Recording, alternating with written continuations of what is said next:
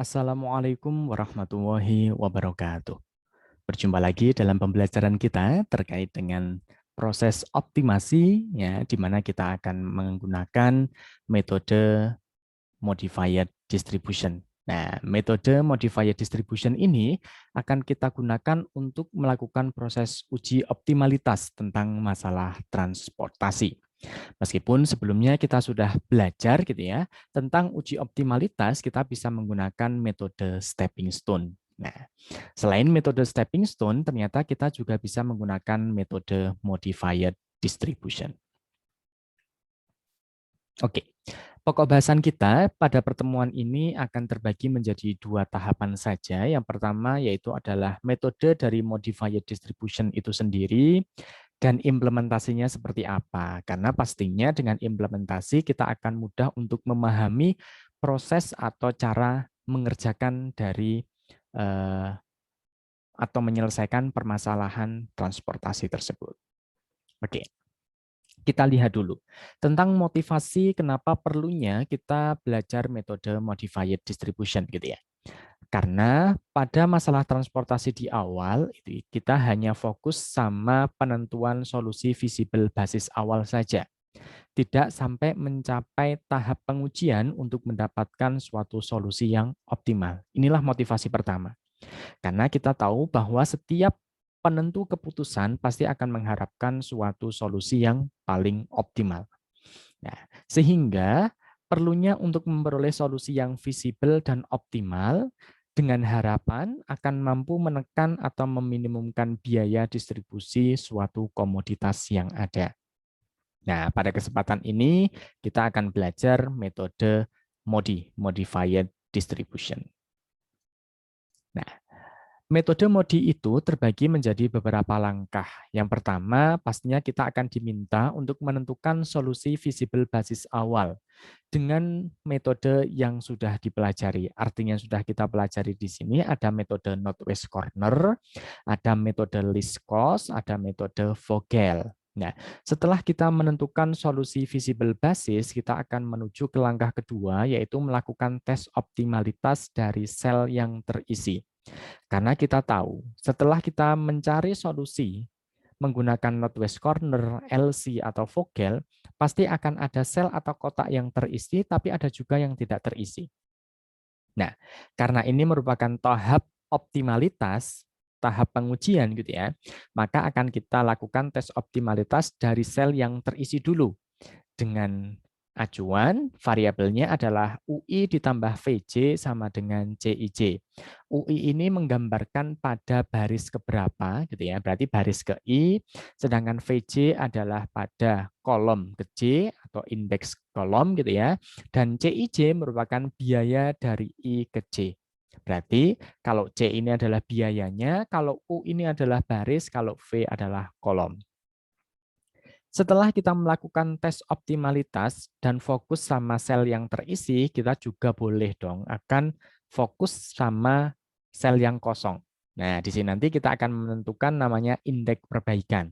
Nah, indeks perbaikan pada sel yang kosong itu menggunakan delta IJ gitu ya. Delta IJ seperti segitiga itu disebut dengan delta ya.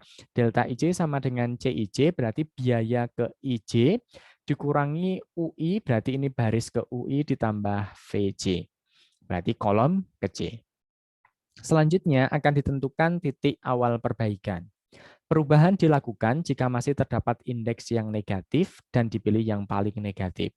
Jadi kalau misalkan indeksnya nanti semuanya sudah bernilai positif, maka iterasi kita hentikan karena dengan asumsi kondisi itu sudah mendapatkan kondisi yang optimal.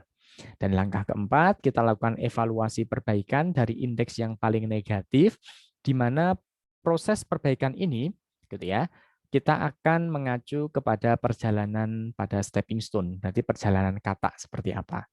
Nah, jadi sebelum kita belajar MODI, memang kita harus tahu dulu perjalanan bagaimana langkah-langkah menyelesaikan permasalahan transportasi menggunakan metode stepping stone. Dan yang kelima, iterasi perbaikan dihentikan jika terdapat nilai juga sudah tidak terdapat nilai indeks yang negatif. Artinya semua sudah bernilai positif atau lebih besar sama dengan 0. Oke, kita lihat implementasinya pada contoh soal gitu ya. Di mana kalau kita berbicara masalah transportasi, enaknya kan kita bentuk ke dalam tabel transportasi dulu gitu ya. Di mana di sini kita mendapatkan ada 3 pabrik yaitu WHP dengan kapasitas 90, 60, 50, berarti totalnya 200, kemudian gudangnya adalah A, B, C, totalnya adalah juga 200. Dengan biayanya ada 20, 5, 8, 15, 20, 10, 25, 10, 19 gitu ya. Di mana kondisi ini merupakan kondisi yang seimbang karena jumlah kapasitas pabrik dan kapasitas gudang itu sama 200. Kalau seandainya belum sama, maka harus kita rubah dulu menjadi dalam bentuk tabel keseimbangan ya. Pada tabel transportasinya, maka kalau belum seimbang akan kita tambahkan suatu variabel kita sebut dengan variabel dummy atau variabel remang-remang atau variabel bantuan. Nah, langkah yang pertama karena kita diminta untuk menentukan solusi visible basis awal dulu. Nah, saya di sini milih northwest corner aja gitu ya. Yang paling mudah memang northwest corner kayak gitu. Di mana perjalanan northwest corner itu kan berarti dari kiri atas gitu ya. Dari pojok kiri atas atau kanan pojok bawah gitu ya. Maka ketika saya menggunakan northwest corner gitu ya, perjalanan metode northwest corner saya dapatkan biayanya sebesar 3.260. Nah, di sini kita bisa melihat ketika kita menggunakan metode northwest corner kan ada bagian yang terisi, ada bagian yang kosong. Gitu ya. Yang kosong ini yang saya silang-silang ya, ada yang tanda silang hitam, hijau, merah, sama biru, artinya ini kosong, tidak terisi. Sedangkan yang lainnya itu merupakan kondisi yang terisi. Nah, kondisi yang terisi ini akan kita lakukan tes optimalitas. Artinya begini, pada nilai 50 itu berarti berada pada sel pertama, gitu ya, berarti baris pertama, kolom pertama. Sedangkan selanjutnya ada 40 itu berarti berada pada baris pertama kolom kedua, 60 ini berarti pada baris kedua kolom kedua, 10 ini baris ketiga kolom kedua, sedangkan 40 yang terakhir itu merupakan baris ketiga kolom ketiga. Jadi kita akan melakukan tes optimalitas pada 5 sel ini, 5 kotak yang terisi, gitu ya. Nah, kita menuju ke langkah yang kedua. Di mana langkah kedua di sini kita akan melakukan proses tes optimalitas dari setiap variabel. Artinya setiap variabel di sini yaitu kita akan fokus pada sel yang terisi dengan menggunakan UI ditambah VJ sama dengan CIJ. U ini berarti baris ke I gitu ya. Kemudian VJ berarti kolom ke J sama dengan CIJ berarti biaya pada baris ke I kolom ke J. Di mana kita ambil bahwa U1 itu sama dengan 0 sebagai initial condition-nya. Ya, sebagai kondisi awalnya kita ambil U1 sama dengan 0. Kemudian kita akan melakukan proses pengecekan untuk sel pertama. Ya, untuk sel 11 artinya yang terisi tadi kan 50 itu kan berada pada sel 11. Sel 11 ini maksudnya adalah baris ke-1 kolom ke-1. Gitu ya. Maka kita akan dapatkan I-nya kan berubah jadi 1. U1 ditambah V1. Karena sel 11. Berarti U1 ditambah V1 sama dengan C11. U1-nya berapa? 0. V1 belum tahu. Sama dengan C11 20. Artinya 20 ini kita dapatkan dari mana? Dari biaya yang ada pada sel pertama, baris pertama, kolom pertama. Jadi kita dapatkan V1 sama dengan 20. Kemudian kita akan menuju ke sel 12, berarti U1 ditambah V2 sama dengan C12. U1-nya 0, V2-nya belum tahu, C12-nya 5, maka kita dapatkan V2 sama dengan 5.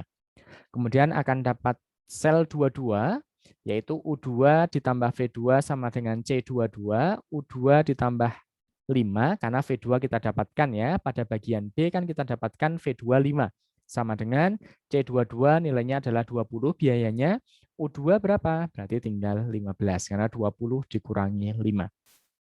Kemudian sel 32, berarti U3 ditambah V2 sama dengan C32, U3 ditambah 5 sama dengan 10, U3-nya 5. V2-nya kan 5. Maka kita dapatkan yang terakhir U3 sama dengan 5. Kemudian yang E itu untuk sel 33, berarti berada pada baris ketiga, kolom ketiga. Kalau sel 33 berarti U3 ditambah V3 sama dengan C33. U3 berapa? U3 tadi sudah kita dapatkan 5, V3 belum. Sama dengan C33, kita lihat aja pada tabel, C33 itu 19. Maka V3 kita dapatkan 14. Nah, ini nanti nilai U1, V1, V2, U2, U3, V3 akan kita gunakan untuk proses penentuan indeks perbaikan. Nah, jadi kalau yang terisi itu jumlahnya ada 5, maka yang kosong pasti ada 4. Ya, karena apa? Kalau kita lihat matriknya tadi kan 3 kali 3 ya, berarti kan 9. Kalau yang sudah terisi itu 5 gitu ya, maka yang kosong adalah 4. Nah, 4 ini yang kosong ini akan kita cek namanya indeks perbaikan. Indeks perbaikan kita akan fokus pada sel yang kosong gitu ya. Tadi kita lihat yang kosong itu pada sel keberapa? Sel 13, sel 21, sel 23, sel 31. Nah, untuk sel 13 artinya berarti delta 13 itu sama dengan gitu ya. C13 dikurangi U1 ditambah V3. C13 itu berapa? 8. U1 kita dapatkan tadi dari proses kedua gitu ya, langkah kedua 0, V3 14, maka kita dapatkan negatif 6. Nah, indeks perbaikannya untuk delta 13 itu negatif 6. Kemudian untuk sel 21 maka akan kita dapatkan delta 21 gitu. Kalau kita berbicara delta 21 berarti sama dengan C21 dikurangi U2 ditambah V1. Berarti C21 itu 15, U2-nya 15, V1-nya 20. Kita dapatkan negatif 20. Nah, untuk sel 23 kita dapatkan delta 23. Delta 23 kalau kita evaluasikan seperti biasa ya, perhitungan biasa kita dapatkan negatif 19, sedangkan sel 13 akan kita dapatkan delta 31 ya, itu sama dengan 0. Nah, dari keempat ini akan kita bandingkan gitu ya. Nilai indeks yang paling negatif itu yang mana? Jelas bahwa yang paling negatif adalah negatif 20. Berarti negatif 20 ini adalah berkorespon atau terhubung dengan delta 21. Delta 21 ini berarti berada pada bagian mana? Jelas, kalau delta 21 berarti berada pada baris kedua kolom pertama. Baris kedua kolom pertama. Maka kita akan fokus pada baris kedua kolom pertama. Nah, coba kita lihat baris kedua kolom pertama. Berarti kan biayanya 15 ya, karena baris kedua kolom pertama, biayanya 15. Nah, sekarang bagaimana caranya gitu ya, melakukan evaluasi pada delta 21 ini, kita asumsikan seperti stepping stone. Ketika ada kata gitu ya, pada di sini bagaimana kata ini harus melompat tapi tidak boleh jatuh, artinya ada pijakan di tempat-tempat yang lain, berarti ada pijakan yang sudah terisi itu dan kembali ke posisi awal. Nah, boleh berlawanan jarum jam, boleh searah jarum jam. Saya menggunakan berlawanan jarum jam. Artinya kata berada pada biaya 15 bergerak ke kanan gitu ya. Ke 20 tandanya berubah jadi negatif. Karena ingat stepping stone positif negatif gitu ya. Kemudian ke atas ke 5 positif, ke kiri ke 20 negatif. Nah, dari sini, dari keempat perjalanan ini ya, dari ke kanan, ke atas, ke kiri, ke bawah gitu ya, kata sudah kembali ke posisi awal, kita akan diminta menentukan angka pivot. Karena stepping stone kan seperti itu, kita diminta menentukan angka pivot. Nah, angka pivotnya kita dapatkan dari mana? Nah, kita fokus sama tanda yang dilalui kata tapi yang negatif. Nah, yang negatif kan ada di 20 sama 20. Sama-sama 20 kan bernilai negatif semuanya. Karena semuanya negatif gitu kan ya, maka kita bandingkan, tapi yang kita bandingkan adalah isinya, bukan biayanya, tapi isinya 60 sama 50, itu yang kita bandingkan. Nah, dari 50 gitu ya, untuk negatif yang pertama kan isinya 50, negatif yang kedua isinya 60. Kita bandingkan antara 50 sama 60 berarti lebih minimum mana atau kecil mana? Kecil 50. Maka 50 ini akan menjadi angka pivot. Nah, angka pivot ini akan bergerak sesuai dengan perjalanan kata itu. Kata tadi kan berjalan ke kanan. Artinya kalau ke kanan kan dia tandanya negatif. Berarti 60 dikurangi angka pivot 50. Berarti nanti berubah jadi 10. Kemudian kata bergerak ke atas, positif, berarti 40 ditambah 50, jadi 90 nanti. Kemudian bergerak ke kiri, di situ tandanya negatif, awalnya 50 dikurangi angka pivot 50 berarti 0, ya. Kemudian bergerak ke bawah, yang awalnya kosong artinya tidak ada, kita asumsikan 0 gitu ya. 0 ditambah angka pivot 50, berarti 0 ditambah 50 sama dengan 50. Sehingga dari proses evaluasi iterasi pertama ini akan kita dapatkan sebagai berikut. Nah, perjalanan katanya akan berubah seperti itu. Yang tidak dilalui kata biarkan, karena stepping stone kan seperti itu. Sehingga kita akan mendapatkan biayanya di sini ketika 90 dikalikan 5, 50 dikalikan 15, 10 dikalikan 20, 10 kalikan 10, 40 kalikan 19 sama dengan 2.260. Ternyata di sini posisinya biayanya turun. Yang awalnya 3.000 sekarang tinggal 2.000-an gitu ya. Nah, apakah ini sudah optimal gitu ya? Nah, maka akan kita lakukan pengecekan, di mana pengecekannya adalah kita lakukan tes optimalitas dulu gitu. Nah, tes optimalitas di sini kan fokus sama bagian yang terisi. Kemudian kita akan menuju ke perbaikan indeks gitu ya, indeks perbaikan. Indeks perbaikan ini fokus sama yang kosong. Nah, kita lihat yang terisi sebanyak ada 5, yang kosong pun juga 4 gitu ya. Nah, dari iterasi pertama kita akan menuju ke iterasi kedua, di mana iterasi kedua di sini kita akan melakukan tes optimalitas dari setiap variabel yang ada, fokus pada sel yang terisi. Nah, proses tes optimalitas ini ya pada iterasi pertama sama iterasi kedua ini juga berbeda. Tapi tetap U1 kita akan menggunakan nilainya sama dengan 0. Ya, kita mulai inisial value-nya yang pertama U1 sama dengan 0. Kita akan cek di sini bahwa untuk sel yang terisi sel 12, sel 22, sel 21, sel 32, sel 33 gitu ya. Dari evaluasi ini, tes ini kita dapatkan nilai V2 sama dengan 5, U2 15, V1 0, U3 5, V3 14. Nah, dari sini setelah kita melakukan tes optimalitas, akan kita lanjutkan menuju ke indeks perbaikan. Indeks perbaikan ini fokus pada sel yang kosong. Yang kosong itu ternyata terletak pada berapa gitu ya, pada kotak keberapa, sel keberapa. Ternyata yang kosong adalah sel 11, sel 13, sel 23, sel 31. Kalau sel 11 akan kita dapatkan delta 11 gitu ya, itu sama dengan 20. Kemudian delta 13 kita dapatkan negatif 6, delta 23 saya dapatkan negatif 19, delta 31 sama dengan 20. Nah, ini perhitungannya berdasarkan dari pas kita melakukan tes optimalitas dari UV yang sudah kita dapatkan. Dari sini kita pilih indeks yang paling negatif berapa? Yaitu negatif 19. Negatif 19 ini posisinya berada pada di delta 23. Nah, delta 23 berarti berada pada baris kedua kolom ketiga. Nah, setelah kita dapatkan baris kedua kolom ketiga gitu ya, maka kita akan fokus sama delta 23, berarti kita fokus sama baris kedua kolom ketiga. Baris kedua kolom ketiga itu terletak pada berarti perpotongan antara pabrik H dan gudang C. Ya, pabrik H sama gudang C berarti biaya yang 10 ya. Nah, perjalanannya bagaimana dari kata ini gitu. Nah, ini saya buatnya ke kiri, kemudian ke bawah, ke kanan, kembali ke semula. Nah, dari sini gitu ya, dari evaluasi delta 23 ini gitu ya, setelah kita dapatkan perjalanan katanya juga, sekarang kita diminta menentukan nilai pivotnya.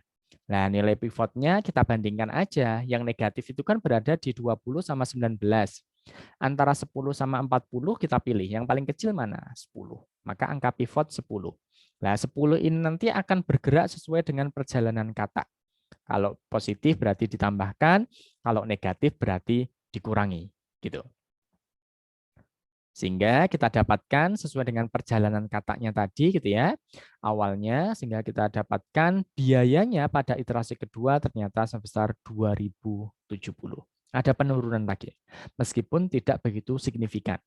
Yang signifikan tadi pas ketika iterasi pertama gitu ya. Kemudian menuju ke iterasi selanjutnya tadi. Iterasi ke-0 kan kita dapatkan 3.200-an lebih ya.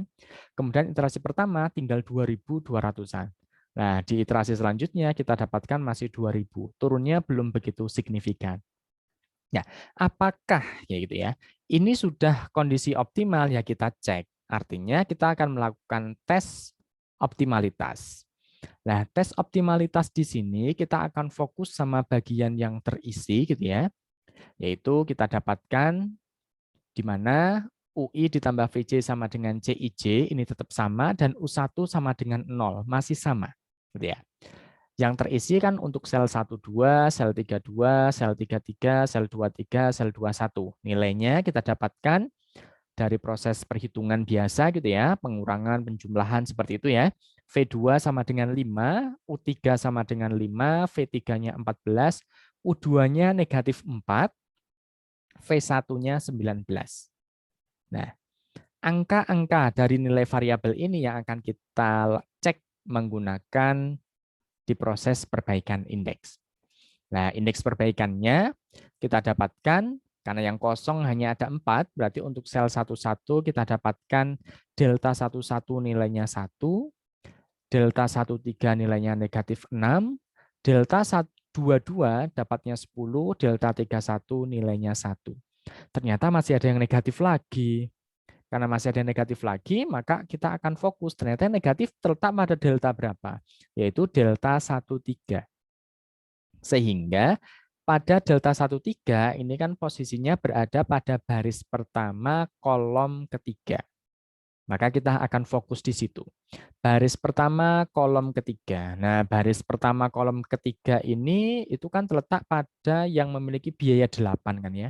Nah, dari biaya 8 ini coba kita perjalanannya seperti apa. Nah, saya buat berlawanan arah jarum jam gitu ya. Dari 8 positif menuju ke kiri, 5 berarti negatif. Kemudian ke bawah positif 10, kemudian ke kanan 19 negatif. Sampailah kembali ke 8. Dari proses ini pasti kita akan mendapatkan namanya angka pivot. Angka pivot itu kita bandingkan dari yang bertanda negatif ya. Biaya perjalanan yang bertanda negatif itu terletak pada mana? Pada 19 sama 5. Maka kita bandingkan angka pivot kita dapatkan dari kalau 5 itu 90, kalau 19 30. Maka kita pilih yang minimum. Berarti angka pivotnya adalah 30. Nah, 30 ini nanti akan berjalan sesuai dengan perjalanan kata itu. Kalau dari 19 menuju ke 8 gitu ya, berarti ke atas yang awalnya 0, 0 gitu ya, enggak ada, kita tambahkan dengan angka pivot 30, maka akan berubah jadi 30. Kemudian bergerak ke kiri, berarti dikurangi 30. Bergerak ke bawah, ditambah 30. Bergerak ke kanan, dikurangi 30. Seperti itu. Maka kita dapatkan ya perubahannya gitu ya. Maka 30, 60, 50, 10, 50. Ini berdasarkan dari pergerakan kata ketika kita melakukan evaluasi gitu ya di delta 13. Sehingga biayanya ternyata kita dapatkan sebesar 1.890. Wah, lumayan ya, dari 2.000 sudah turun menjadi 1.890. Nah, pada iterasi ketiga ini apakah sudah optimal? Ya, kita akan melakukan proses pengecekan lagi gitu. Caranya kita fokus sama tes optimalitas gitu. Tes optimalitas sama, fokus sama bagian sel yang terisi. Sel yang terisi jelas gitu ya. Di mana yang terisi ini akan kita dapatkan V25, U35, V38, U2 2, V1 sama dengan 13, U1-nya sama dengan 0. Gitu. Nah, dari tes optimalitas ini akan kita bawa menuju ke nilai indeks perbaikan. Nah, di mana nilai indeks perbaikan kita akan fokus pada sel yang kosong, gitu ya. Berarti pada iterasi ketiga tadi kita cek yang kosong yang mana gitu. Yang kosong adalah pada sel 11 kita dapatkan delta 117, sel 22 berarti delta 22 13, delta 317, delta 33 sama dengan 6. Karena semua nilai indeks di sini telah lebih besar dari 0, gitu ya. Artinya apa? Semuanya sudah positif, gitu ya. Maka iterasi kita hentikan. Karena dengan asumsi pada kondisi ini, ya pada iterasi ketiga, ternyata sudah tidak bisa kita lakukan untuk menuju ke iterasi selanjutnya. Karena apa? Posisinya semuanya indeks perbaikannya sudah bernilai positif. Jadi iterasi kita hentikan, gitu ya. Berarti masalah transportasi tadi, gitu ya, optimal dengan biaya kita dapatkan sebesar 1.890 gitu ya pada iterasi ketiga. Nah, itulah ketika kita akan menyelesaikan masalah transportasi, kemudian kita uji menggunakan metode modified distribution. Nah, ini sebagai latihan gitu ya. Latihannya soalnya ini, tapi selesaikan gitu ya. Metodenya LC gitu ya, metodenya LC, kemudian evaluasi dengan stepping stone. Setelah stepping stone, coba dibandingkan. Teman-teman bandingkan antara stepping stone dengan metode MODI. Karena kita barusan belajar tentang MODI. Saya minta coba bandingkan bagaimana sih hasilnya antara stepping stone dengan MODI nanti seperti apa. Nah, itulah terkait dengan masalah uji optimalitas transportasi gitu ya, menggunakan metode MODI. Meskipun di dalamnya ada perjalanan dari kata. Ya, karena proses evaluasinya kita masih melibatkan metode stepping stone juga. Nah, semoga bermanfaat. Terima kasih. Wassalamualaikum warahmatullahi wabarakatuh.